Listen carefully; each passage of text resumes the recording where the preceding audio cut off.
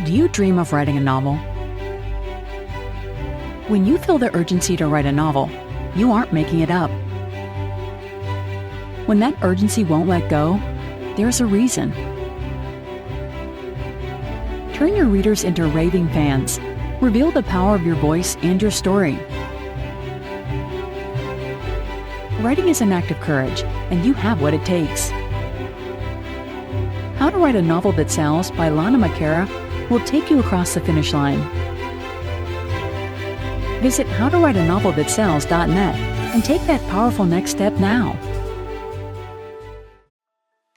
Welcome to the Fiction Writers Podcast with Lana McAra, where you will discover tips, tricks, and ideas for fiction that is #unputdownable. Here you'll find new energy, new perspectives, new resources, and new ideas that will spark your creativity into a blaze of brilliance. It's easier than you think. Be sure you visit our website at www.fictionwriterspodcast.com. While you're there, subscribe to us via your favorite network. Now, get out your notebook, tune in, and let's get started. Do you love mysteries? I do. And that's what we're going to talk about today. My name is Lana McAra, and welcome to the Fiction Writers Podcast. Tips, tricks, and ideas for fiction that is #unputdownable. Today, I'm so excited to welcome to the program Victoria L.K. Williams, a USA Today bestselling author who crafts cozy mysteries with a delightful tropical twist. Set in small-town Florida, her stories are a blend of intrigue, humor, and a touch of romance, always accompanied by a loyal pet or two. Victoria's tales are your escape to a place where friendships flourish and every mystery is full of twists and turns.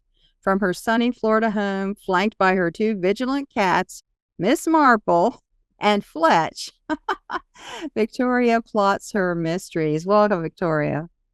Hi. I'm excited to talk to you today because I don't get a chance to talk to another cozy mystery writer very often. So, yes, this is going to be fun. We have a twisted sense of humor and we don't apologize for it. Absolutely not. And living in Florida, I mean, it automatically is twisted. So, Oh, yeah. There's that as well. Yeah. So what got you started writing? a dare.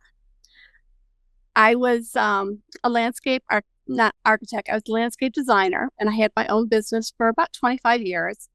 And I was in a meeting with a bunch of other associates, and we were just chatting, and the conversation came up, if you could do anything else in the world, no holds barred, what would you do? And I said, I'd write a book and have somebody other than my mother read it. And everybody laughed. And then the next thing I know, I'm getting all these emails from these people pretty much daring me to do it. And they nagged until I started. And it took a year for my first book to go through all the process and edits and everything. But once I was done, I was hooked. Oh, yeah. Yeah. It wasn't a dare for me. It was something else.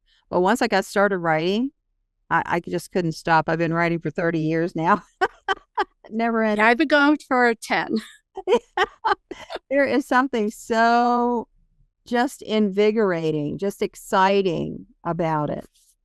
Definitely. It's your own little world where you are in sort of control. There's that. And then there's the twist, the plot twist. Mm-hmm.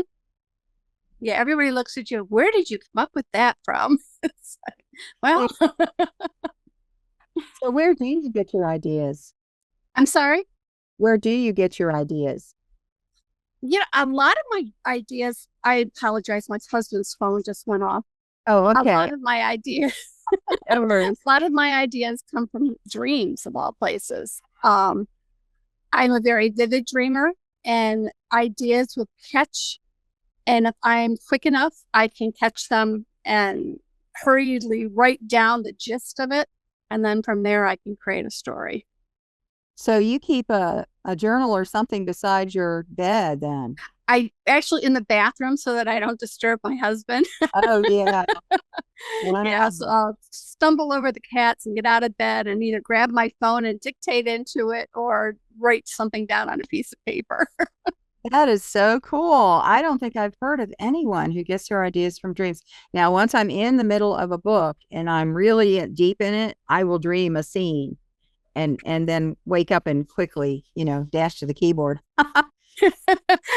Yeah. So what about the murder? Do you get your murder ideas about how the murder happens or situation? Not really. I don't think, no, I don't dream the murder. I dream the steps leading up to the murder, the sequence of twists and turns that somebody might be involved in that leads up to an earth-shattering event, and then I wake up. Okay. Okay. Well, in cozies, we don't actually see the murder happen usually. Right. So there's no knife in the air like Psycho. Yes, definitely. We just come in and there's a body on the ground and there's not much blood. There may be a drop or two. Yes, we're very clean. It's a clean murder. Exactly. Exactly. So, how do you construct the puzzle? What's your process for getting the puzzle in the book? Generally, I start with the characters. My characters are the most important part for me. And then I know that there's a crime. So from there, I use a program called Plotter, and I combine that with mind mapping, where I'll put an idea in the center of the paper, and then I'll just start drawing lines of all the possibilities that could happen. And then on another page, the main character and all the people that could be connected to her or him. And then from there, I just kind of blend everything together into Plotter, and then I start writing. Okay. Interesting. I know everybody does it a different way. It's just the way the mind works, right? Exactly. I have a notebook full of murder ideas, like seed thoughts. Mm-hmm. A lot of times I will get them from watching a movie or maybe a TV mystery series, but I don't write down the plot of that, whatever that thing was I saw. I write down something like a woman disappears and finds out her husband's still alive. I mean, like the general idea, just to give me something to mull over, how could that work? So do you always know who the villain is at the beginning of the book? No. And a lot of times who I think it is, as the characters develop, it changes to be somebody else. I rarely have the person I think is going to be the culprit actually be the murderer. It just never seems to work out that way. Don't the characters, they sort of take over the story after a while? Oh, they do. It's like herding cats. It definitely is. You have in your mind, and this happens to me too, this person is the murderer. And you go on and on and on. All of a sudden, this other person pops up and says, I want to be the murderer, please. Yeah, there's some redeeming character in this guy. You can't totally shut him out yet. Let's see who else is more evil. Yeah. What secret that we Yes. Did you read mysteries when you were younger? Oh, yes. I had the complete collection of Nancy Drew, the Bobbsey twins, Trixie Belden, and then I graduated to Agatha Christie and Dorothy Sayre. Yeah, my mother was an avid reader, so between the two of us, we were always sitting around with books. Yeah, me too. Me too. In fourth grade, I would spend every time we had a free period, I would go to the library. Mm-hmm. And I finally got frustrated because I was checking out all the Nancy Drews and I couldn't remember which number I had gotten yet, next. And so I started just going down the shelf. Get every one on the shelf, the next one, until I had them all done. And the same thing, all the Hardy Boys and the Trixie Beldens, the Bobbsey twins, Cherry Ames, all of them. But at that point, I did not have any idea I would ever be a writer. Did you? No, I wanted to be Brenda Starr. That shows how old I am. She was the cartoon investigative reporter, and I just thought she was the coolest thing around. But then I got into gardening, and gardening has always been a family trait. So that was the way it went. Okay, so you did something else first. Yes. Yes. Yeah, I was started mystery writing when I was 24, so I was raising my family at that time. And so I was a stay-at-home mom writing books on the side is basically how I did it. So when you said if I could do anything I wanted, I would write a book. I mean, you had no inkling before then, or did you? As a teenager, I wrote fan fiction. Your favorite TV show, you write a story about it. And my poor teenage friends had to read them all. But then, you get involved in college, and then family starts. And I really had no inclination I was going to ever be a writer. I thought that was something that would never happen. And then I got dared. Yes. So did you take a course or write books? No, I've done everything. I've had some really good writing friends that have guided me. And I had a mentor. I've had a couple of different mentors. And that was, after so many years of reading the same type of books, you pretty much have it down. Yes, exactly. All those years of reading, and I did Agatha Christie and all them too. Emily Loring was my idol. She has like 100 books, and I read every single one of them, which is a mystery/romance set in the World War II days. Oh, okay. Yeah. They were very sweet romances. There was nothing, but I read Harlequin romances too back then because they were clean back in the 70s. Yeah. Yeah. Reading is essential. It is essential for getting a feeling for how a story unfolds. I agree 100%. You can learn all they want to teach you in school, but if you don't have a natural feeling for the patterns and the way that the conversations will go and things like that, it's not going to help you. I mean, it will, but it's a lot easier if you have an instinct. Yes, absolutely. Absolutely. Dialogue is really challenging for people who are not avid readers. They just don't understand the difference between our talking and book talking. Exactly.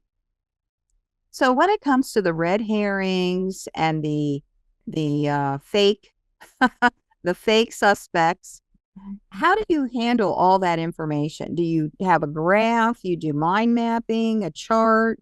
How do you do it?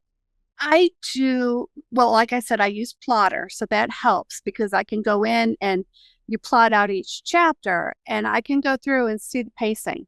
And if it looks like things are getting a little dull, then you throw in a red herring. If it looks like things are going too fast, then you slow it down with some background information. So you can do it a lot that way, but I do a lot of mind mapping. My notebooks are full of them. Yes. To be able to get a sense of where the clues are coming in. And you have to really craft that around the character development. Exactly. I know some authors that they actually go back in after the story is done and put in their red herrings. To me, that seems like a lot of extra work. Do it while you're writing. I will go back and tweak. Yes, we all do that. Yeah, but I'd usually, and especially if I have someone coming forward as the murderer, and then the book changes its mind. I have all these clues going to this one person. Yeah, you got to run back and hurry up and change them. Yeah, and hope you caught them all. Yeah, exactly. That is so fun. So how many books have you written so far? I have 34 published and 3 other waiting to be edited. In 10 years? Yes, ma'am. Wow. What a record. I have no life. Well, you do. It's a book life. I had one son. Once he reached teenage years, he wanted nothing to do with mom and dad. And my husband was the type that went to bed at 9 o'clock religiously because he got up early in the morning. And I'm a night owl. So that left me 3 or 4 hours every night. So you got to fill it somehow. And TV only goes so far. Oh, yeah. Yeah, absolutely. Yeah. Since I've been empty nester, I've really cranked out a lot more than I did before. But 30, how many? 34 published and 3 more ready to be. Okay, so 37 books in 30 years. I say that's a pretty good pace. 4 months a book. That's not bad at all. So when you finish your first draft, now tell me how you do your first draft. Do you do front to back all the way through, or do you? Yes, I do. I dictate most of my books. Okay. And that's probably why I'm able to write so much faster. But to me, it feels like I'm telling the story rather than writing the story. So I go front to back, and then I go back and I tweak what I need to. And then I usually do one more time of listening to it, and then I send it off to my ARC readers and my editor, knowing full well it's going to come back full of red because my grammar is atrocious. I'm a storyteller, not a teacher. Yes. And then while it's being edited, I'm starting the next one because they're series. So you kind of have to keep them going to keep them fresh. Yeah. So let's talk about that for a little bit, because a series has so many advantages. What are some of the advantages that you find with a series? Knowing my characters a little bit more each time, and your settings are already kind of pre-made for each book. Your background characters are there, your townsfolk people and all that. And you've already pretty much got your personality of your characters by book 2 or 3. You can pretty well read what they're going to do. You know them. I think that's the main thing and it's like having a friend. So, but I get bored after about 6 or 7 books. I'm ready for a new series. I'm not one of those authors that has 20 or 30 books in a series. I just can't do that. Yes. Yeah. I definitely understand that. There's so many creative ideas out there, and it's so exciting to do something fresh. And I jump back and forth between contemporary cozy mystery and paranormal cozy mystery. Okay. So I'll get bored, to be honest, with the contemporary after a while, and then I've got to let my creative juices really run wild with a little bit of ghost or something like that into my story. Yeah. What kind of paranormal story do you write? Well, I have one series that is based on mermaid legends, and the mermaids are actually under the water. Of course, it's Florida, so anything's possible. I have another one where gardener, gotta have fairies.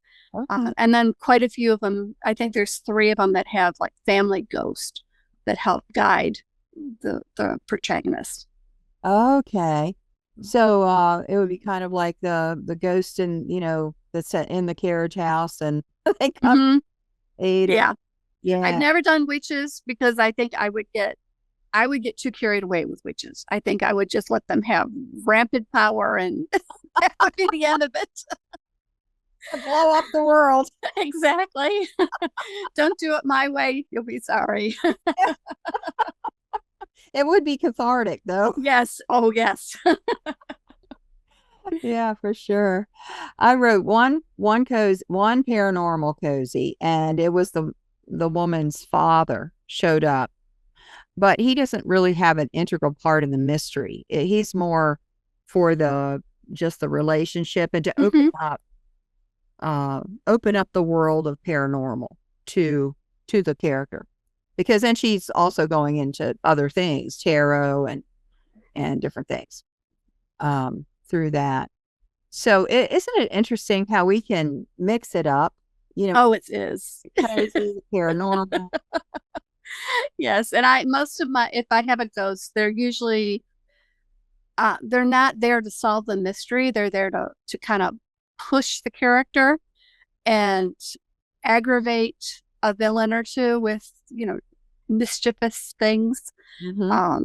For one, I just had finished one where the ghost opened the cupboard door and pushed out all the towels on top of the aggravating housekeeper and, took care of her that way. Mm-hmm.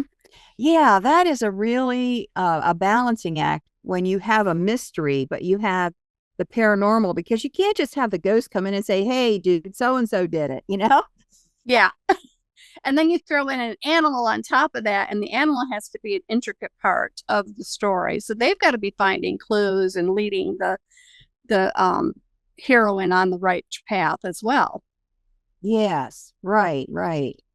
It is a challenge. And the challenge is the part I love. I love that. I agree. Yeah. To make it work and have it fit. And then when people like it, I mean, wow,